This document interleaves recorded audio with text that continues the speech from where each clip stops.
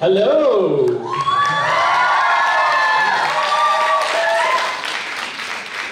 You know, I think this event, TEDxIIHMR, is actually one of the best TEDx events to ever be organized. Do you agree? Yes. Sorry, my ears are ringing, I can't really hear you. Do you agree? Yes! Now I'll tell you why exactly. This is one of the first TEDx events that I've attended, where nearly every single person sitting in the audience is a medically trained doctor. And typically at a TEDx event, about 17% of speakers actually pass out because of stage fright, based on a statistic that I might have just made up now. But if the same thing were to happen to me, I can rest assured that somebody in the audience is just going to jump up on stage, resuscitate me, and get the show back on the road. So I just wanted to say kudos to the organizers for doing an impeccable job at planning this thing.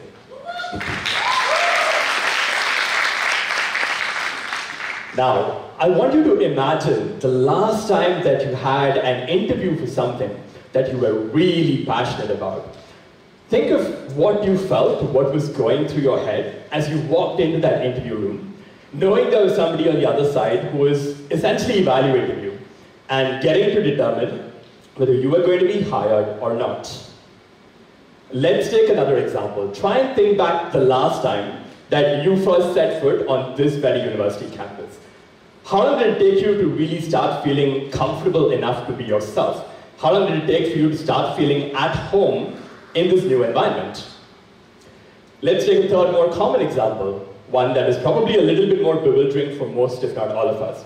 Try and think back to the last time that you had to stand up and deliver a presentation in front of your classmates, or when you had to do the same thing at your previous organization. How do you feel in that moment, and did you really feel like you were able to knock that presentation out of the park? In every single one of these situations, each of us experiences some combination of fear, nervousness, stress, anxiety, and so forth. No matter who you are, or how intelligent you are, or how prepared you are for these situations themselves, it is almost impossible to shake off those negative emotions entirely. Which then raises a really pertinent question. What do you have to do in order to be the best version of yourself in all of these myriad circumstances? I think that it doesn't only depend on you. I actually think that it depends on the person sitting on the other side of the interview table. I think it depends on the people who get to welcome you to a new campus and give you your orientation around the place. I think it depends on the people sitting in the audience and listening to your presentation. In other words, for you to be the best version of yourself, I actually think that it comes down to the environment that you're in, and the people in that environment have this tremendous responsibility to foster a sense of belonging for you so that you can ultimately be the best version of yourself. Now, over the many years that I've been at Google, I've had the wonderful opportunity to interview hundreds of candidates for roles in the organization. I've had the tremendous good fortune of welcoming dozens and dozens of new joinees to the Google campuses. I've had the privilege to sit through thousands of presentations, and across all of these different opportunities, the striving force for me has always been to go out of my way to create an environment of belonging for everybody around me. Now, you might ask the obvious question, Pranav, why is this so important to you of all people? So, let me tell you a little story that will try to answer that exact question for the next 30.5 minutes. I've been public speaking for over a decade and a half, but by no stretch of the imagination did I start off as a natural public speaker. In fact, when I was in school, nobody would have ever predicted that Pranav would go on to become a public speaker. And most of my close friends and many of my classmates, in fact, were better public speakers than I was, and it seemed to me like they didn't even have to try. So public speaking wasn't something that ever came naturally to me. One of the few things that I was good at in school was rote memorization. It's what Indian parents and tuition teachers have been calling by-hearting for generations. I'm sure most of you would have heard that expression before, but if you haven't, it essentially means that you studied something so well, or you've memorized something so well, that you can recite it by heart. So I was quite good at by-hearting stuff, to the extent that when I was in the 6th grade, I had this brilliant English teacher called Mr. Edward. And Mr. Edward had managed to write an entire 2-page story where every single word in that story began with the letter A. I want you to think about just how challenging that is a feat, right? But Mr. Edward achieved this amazing feat, and then when he had authored this story, he came to me and he said, Pranav, I want you to memorize this and deliver it as a speech to the entire school. So this was actually the very first opportunity that I got to deliver a speech in front of a large audience. However, I had an entire month to prepare for this, so I used to wake up every single morning and memorize the story, and before going to bed every night, I memorized the story. And to this day, I still remember exactly how the story went, right? The story started off something like this. Anita Anderson ambled amiably alongside Arthur Abbott, avidly admiring Aunt Alice's April anemones. Arthur and Anita are aspiring athletes, and Arthur also attends an Aberdeen's acting academy, always assuming an actor's arrogant and absurdly aggressive airs. Now, my memory starts to fail me at this point. I don't remember the exact details of the rest of the story because you'll have to bear in mind that this is over 20 years ago. I know exactly what you're thinking. You're going to say, Pranav, you look so young and you've got these washboard abs. There's no way you were in the 6th grade like 20 years ago. But it is true, and I promise you that everything that you see here is just retinol and niacinamide and whey protein smoothies. So if you haven't tried the miracle of those things until now, you should. But look, I'm starting to get distracted here, so let me come back to the original story. Like I said, I was good at rote memorization, but I was never good at speaking extemporaneously. I could never do improv. And the real world requires you to constantly be able to think on your feet. The world of business requires that. Public speaking requires that. Which is why I thought that, because these things didn't come naturally to me, that I would ever be good at it. Fast forward a few years later, I was 19 years old, I was in my 2nd year of college. And there was this brilliant concert that was being organized in my university campus. And I had this wonderful senior that I looked up to called Dheeraj. And Dheeraj was part of the organizing committee for the fest and the concert. And Dheeraj came to me and he said, Pranav, I want you to organize this, to host the event today. I want you to MC the concert. Now to this day, I have no idea why Dheeraj thought that I, of all people, would do a good job at it. Because for one, I had never done it before. And I swear, at the time, I was pretty sure that Dheeraj was definitely on something. But I really looked up to the guy, and I'm also not the kind of person who would ever say no to an opportunity. So as soon as this came my way, I said, yes, Dheeraj, I think you're right. I think I can do it. I think I'm ready for it. When do I have to do it? Dheeraj looks at his watch and he says, 6 p.m. This was at 2 p.m. in the afternoon already. So I had absolutely no time to prepare for it and memorize something as was typically my strong suit. And as most of you know, when it comes to a college concert, it's organized typically by a bunch of teenagers, so everything is complete and utter chaos. I had absolutely no time to really prepare for the event. The afternoon went by in the blink of an eye. Before I knew it, it was 6 p.m. I was standing backstage. The show organizers had dimmed the music on the stage and they'd switched off the lights as a cue to the audience that the show was about to begin. So, and then they pushed me on stage and said, now it's time to go work for a living, it's time to go do your job. So I started climbing up on stage, and as I walked towards the center of the stage, it started to dawn on me that I had bit off more than I could chew. I had signed on for something that I definitely wasn't qualified for. And the closer I got to the center of the stage, the more this feeling started to settle in on me. As I stood in the center of the stage, suddenly, boom, in an instant, all of the different spotlights hit me simultaneously. And for a moment, all I could see was white light.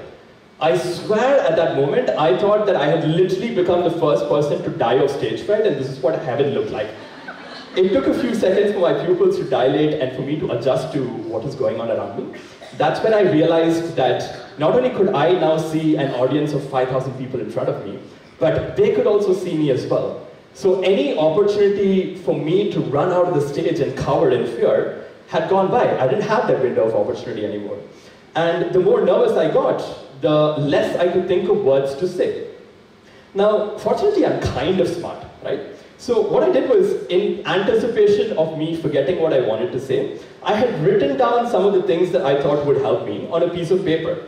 And I reached out into my back pocket and I tried to pull out this piece of paper, thinking that this was literally the one thing that is going to save my life, because the words were just blanking in my head. I unfurled this piece of paper and there was nothing on it. As it turns out, the light from all of these spotlights was so illuminating and so bright that the text on that paper and the ink was glaring against the light. That combined, of course, with my chicken shit handwriting, I couldn't read anything and I couldn't make out any of the words that I had written. At this point, I was starting to experience heart palpitations. I knew that I was in trouble. I was so nervous that I froze. I couldn't think or say or do anything. A few seconds passed by, and somewhere in some corner of the audience, I couldn't see who it was, but I could hear them. I could hear a faint cheering and applause. Never, ever underestimate how much power you have to influence the emotions of an audience, especially when you are one among them. Because as soon as that started, within a few seconds, the cheering and applause started to spread out across the audience like wildfire, and the entire audience of 5,000 was actually erupting in applause. Now, I can promise you that at 19 years of age, I hadn't achieved a single thing in my life that was really worthy of any kind of applause, especially from strangers. But the people there in that audience decided to do that anyway. They decided to applaud. They decided to project this positive energy onto me. And in that moment, I felt so inexplicably energized that even though this piece of paper in my hand was still completely futile, the words started to appear in my head very organically. To put it in a different way, the words that I wanted to convey to the audience just started coming to me by heart. I was able to carry on the rest of the show, and by the end of it, the organizers came back to me and they said, "Pranav, you did such a spectacular job. We have another concert happening tomorrow. Would you like to come back and do it again?" That was over 150 years ago. Sorry, I'm not that old. That is over 150 events ago, and the rest, as they say, is history. Now, I often think back to this moment, even after all of these years, just to try and better understand exactly what was going through my head and what enabled me to rise to the occasion. And if I unfurl the different layers of emotions that I was experiencing in that moment, at its core, what I was experiencing was a sense of belonging. I felt like I belonged in that space. I felt like I belonged to the audience. I felt like no matter what I did or how poorly a job I did, that audience there, they had my back. They would uplift me. And that was an extremely liberating feeling, and that's what brought out the best in me. I oftentimes think about another universe, perhaps another Earth, and in that other Earth, there is another Prakash, and that Prakash is every bit as handsome as this guy is, but he never became a public speaker, because when he was 19 years old, and he went up on stage for the first time, and he got nervous, and he froze, and he couldn't think of anything to say, the audience that day, instead of cheering for him, they decided to laugh at him. And they mocked him, and they pulled him down. And the environment was so negative, and the experience was so scarring, that this Pranav decided that he would never put himself through that kind of an ordeal ever again. He swore that he would never set foot on stage ever in his life, and he never became a public speaker. In other words, I could have been exactly who I was, doing exactly what I was capable or not capable of doing, in another environment where I didn't really belong, and my life could have turned out completely differently. Before we part ways, I want to leave you with one thought. Each of us has this incredible power to shape the environments that we inhabit. By fostering a sense of belonging, not only do we get to uplift others, but we also craft a space where our own belonging can thrive. Just as a small group of kind but well-intentioned people were able to sway the emotions of an entire audience of 5,000 and uplift a nervous young speaker all of those years ago, your actions, no matter how seemingly small, have a ripple effect that can transform lives. So wherever you are, seize every opportunity that comes your way to be the catalyst for belonging. Go out of your way to create and foster a sense of belonging for everybody around you. And I promise you that in doing that, you will have created an environment where your own sense of belonging is amplified. Thank you very much for this wonderful opportunity, for your incredible kindness, warmth, and hospitality.